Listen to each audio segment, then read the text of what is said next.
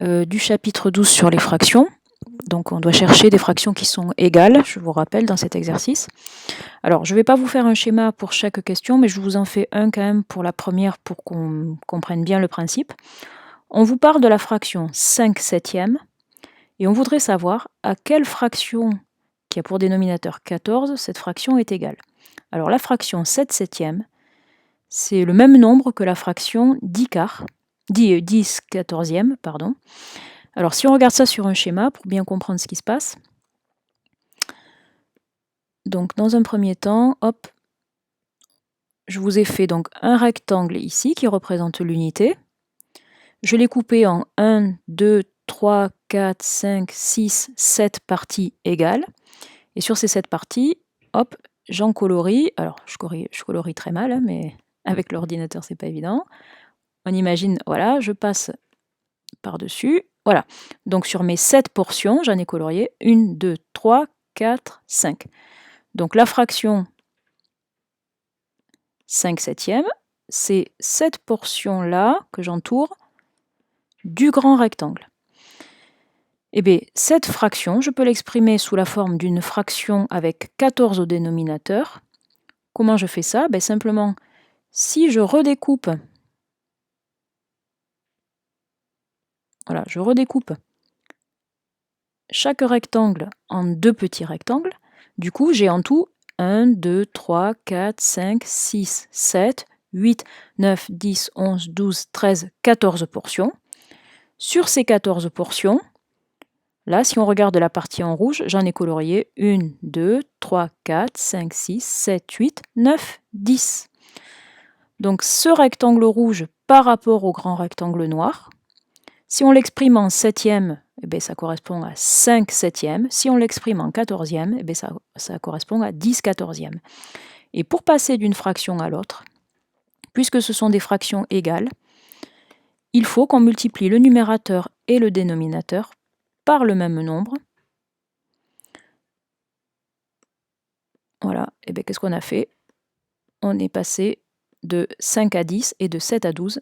Donc concrètement, on a multiplié le numérateur et le dénominateur par 2. Hop, on l'a fait en haut et on l'a fait en bas. Donc fois 2 dans les deux cas. Et ça nous donne en haut 10 et en bas 14. Voilà, donc ça c'est les explications pour le principe. Et après je ne vais plus vous faire de schéma, on va simplement déterminer par combien on doit multiplier le numérateur et le dénominateur pour exprimer une même fraction, mais différemment. Donc la fraction 12 18e, on peut aussi l'écrire 2 tiers. Pourquoi? Simplement, si on divise le numérateur par 6 et le dénominateur par 6, c'est bien le même nombre, donc on a le droit. Ça nous donne 12 divisé par 6, ça fait 2. 18 divisé par 6, ça fait 3. Donc la fraction 12 huitièmes et la fraction 2 tiers, elles expriment la même proportion, le même rapport.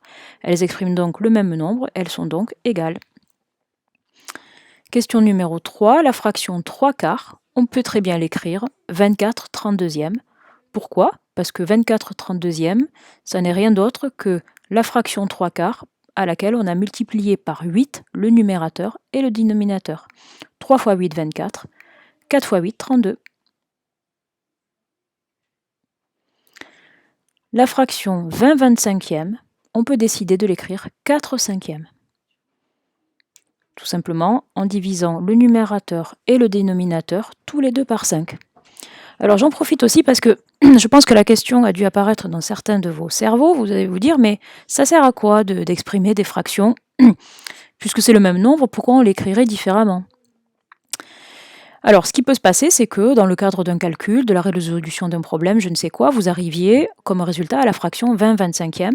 Mais la fraction 20 25e, en fait, elle est un peu compliquée parce qu'elle a des nombres assez grands.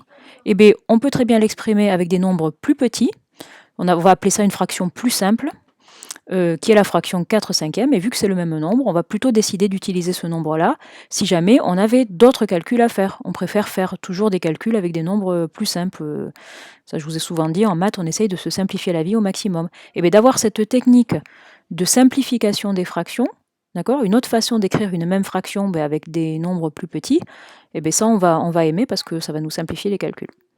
Donc c'est une technique que vous découvrez là, mais que vous utiliserez tout au long de votre vie de collégien et de lycéen, et peut-être plus tard. Alors, ici, ça c'est le cas un peu particulier sur lequel on reviendra un peu plus tard dans la leçon, mais là du coup il faut que je vous refasse une explication. En fait, quand vous avez un nombre, n'importe lequel, hein, ici vous avez 9, mais ça, je vais vous montrer que ça marche avec n'importe quel nombre. 9, si vous l'écrivez sous la forme d'une fraction, c'est la fraction 9 sur 1 en fait.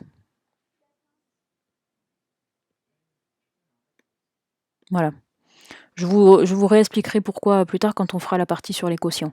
Mais dites-vous que quand on a n'importe quel nombre, si j'ai par exemple 53, ben 53, je peux l'écrire sous la forme d'une fraction. Et ça va me donner quoi comme fraction? Ça va me donner la fraction 53 sur 1. D'accord? Simplement, quand on n'a pas besoin de travailler dans le cadre des fractions, on écrit le nombre de la façon la plus simple possible, donc on écrit 53. D'accord? C'est si on a besoin de travailler avec des fractions, comme c'est le cas actuellement, qu'on va l'écrire sous sa forme de fraction. D'accord?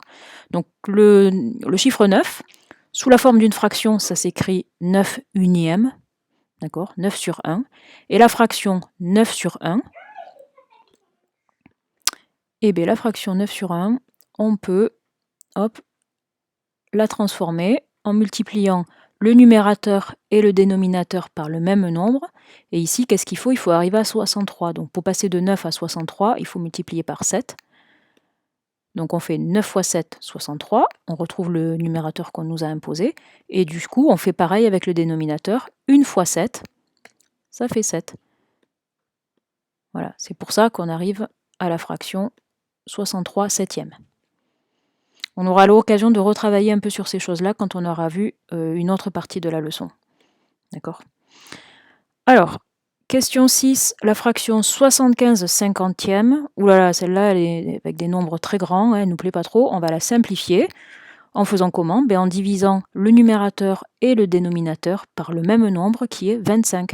75 divisé par 25, ça fait 3. Parce que 75, c'est le résultat de 3 fois 25. Et 50 divisé par 25, ça fait 2, parce que 50, c'est le résultat de 2 fois 25. La fraction 9 quarts. Alors là, on va la complexifier. Bon, on pourrait avoir besoin de ça. Alors, je ne vais pas rentrer dans les détails, mais on peut avoir besoin aussi, tout simplement, de changer le dénominateur d'une fraction. Vous comprendrez ça plus tard, notamment à partir de l'année prochaine. Donc là, on veut passer la fraction 9 quarts sous la forme d'une fraction qui aurait 20 au dénominateur. Dans ce cas-là, il faut multiplier le dénominateur par 5. Et pour que la fraction soit égale, il faut aussi multiplier le numérateur par 5. Donc ça donne 9 fois 5 égale 45. Question numéro 8, on simplifie. La fraction 15 25e, elle est égale à la fraction qui a pour numérateur 3. Et donc le dénominateur sera égal à 5 parce qu'on a divisé le numérateur par 5. 5 divisé par 5, ça fait 3. Donc on doit aussi diviser par 5 le dénominateur. 25 divisé par 5, ça fait 5. Question 9, la fraction 10 quarantième, elle est égale à 1 quart. Vous voyez, c'est la même proportion. Si vous prenez 1 par rapport à 3, c'est la même chose que de prendre 10 par rapport à 40. C'est une histoire de proportion, les fractions, hein, je vous rappelle. Donc 10 divisé par 10, ça fait 1. 40 divisé par 10, ça fait 4. Et enfin la dernière, pour passer de la fraction 5 sixièmes à une fraction qui a 30 au numérateur, on a multiplié le numérateur par 6, donc on doit faire pareil pour le dénominateur. 6 fois 6 égale 36.